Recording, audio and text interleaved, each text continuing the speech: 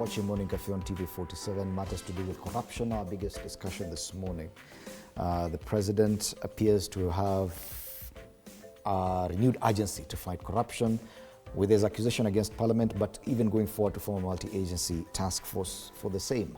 And could that, the formation of a multi-agency task force through a proclamation by the president, be an indication or an admission by the president himself that our war against corruption has failed to a huge extent? We have bodies already, the ESCC, DCI, DPP. At this point in time, forming another agency to fight corruption. Brian? I think people are misinterpreting the multi-agency team that His Excellency the President formed. That is not a new agency.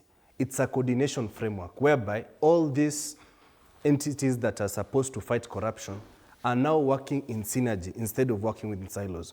You've been seeing instances where the ESCC takes a case to court, and then the judicial system says that, wait a minute, the way you conducted these investigations is not according to the law. Somebody is guilty, but due to technicalities, that case is thrown out. So I think now with the coordinated approach, with representatives from, let's say, from the Attorney General's office, they'll be able to give a watertight case.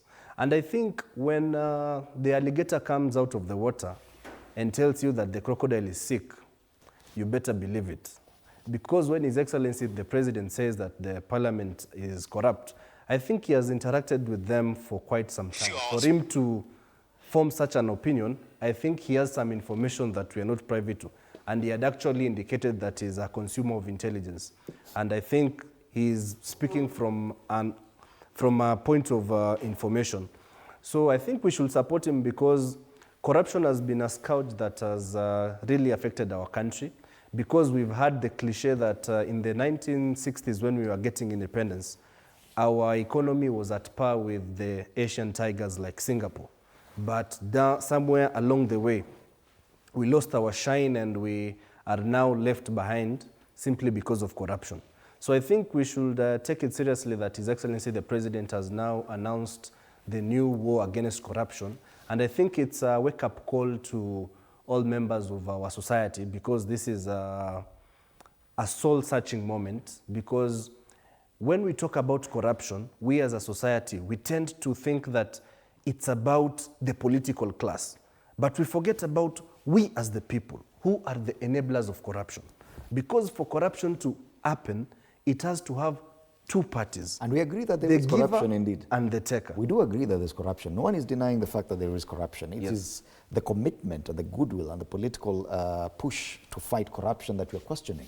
We've not seen that in the last 3 years. Now in the last 1 week, we're seeing a knee-jerk reaction from the president, and people questioning, could it be a genuine push to fight corruption, or are there other forces that the president is trying to appease in this push for a renewed fight against graft?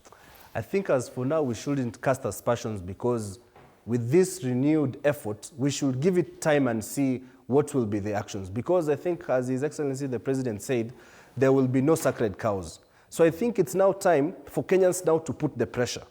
Because once you apply pressure, if, for example, if we could go time back when we had corruption cases, I think even you members of the media should also now help the Kenyans, because there was a time when the corruption scandals, there was a lot of heat from members of the public, members of the media. For example, the time of Anne Waiguru, when she was the Minister for Devolution. When we have such kind of pressure and from the members of the public, because His Excellency the President has set the ball rolling, it's now us to join into that bandwagon of now fighting the corruption. It is not lost on Kenyans that it is during the period of William Ruto as president that quite a number of graft cases were dropped by the ODPP. Cases that were already in court, they were just dropped, withdrawal of cases. This formation of a multi-agency task force, do you have faith in it that now people need to sit around a table to agree on how corruption should be dealt with? We've had all these bodies. The AG has always been there, the ESCC, the ODPP. These are independent institutions, the DCI, but now they need to sit around a table for corruption to be fought. Yeah,